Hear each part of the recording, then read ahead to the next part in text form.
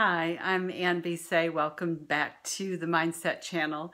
We tune in each week to get our mindset in a positive, productive place where it was designed to be, so that our thoughts actually help us be successful in our work, in our life, in our relationships.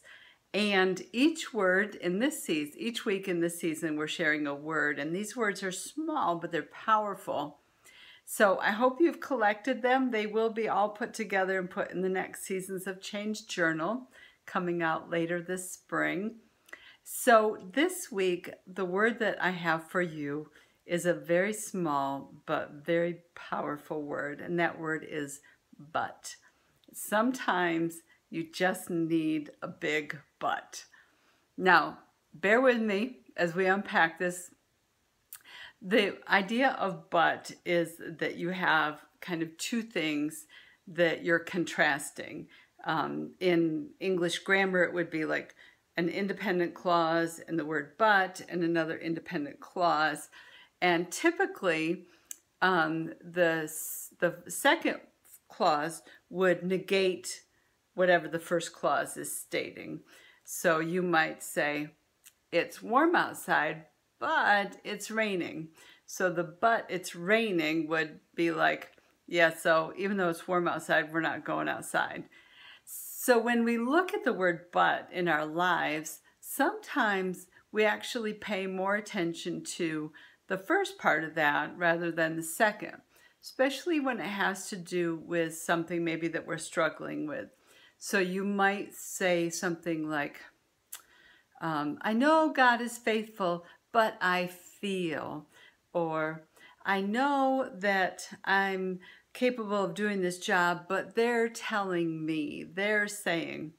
And instead of realizing the power of the first, you're putting your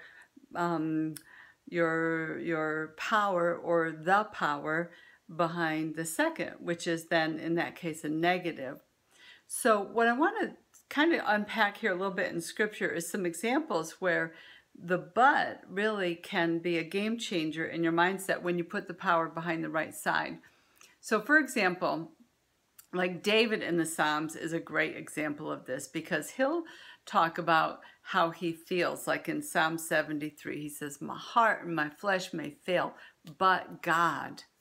And starting back in Genesis, like God remembered Noah, but God remembered Noah and the animals. And in Genesis 50, I love this, because Joseph says to his brothers, what you intended to harm and kill me, but God intended for a bigger reason. Nehemiah's prayer to God is, the nation has done this, but you are faithful. Jesus says this powerful statement where he says, with you, with people, with men, with women, nothing is possible, but with God, all things are possible. And God, in the epistles that Paul writes, while we were yet sinners, while we were yet a mess, while we were yet incapable of helping ourselves, but God chose to send his son and redeem us. So the idea and the mindset idea behind this word but is that we would realize where we're putting the power behind it, where we're getting our strength from in the word. So that's your encouragement for the week. I hope you'll check back in a couple weeks and see if the book is ready for pre-order. It's going to be very exciting. 12 simple, small words with a lot of power that can change your day. So this is Ann B. Say, sharing hope, changing the world. Be blessed.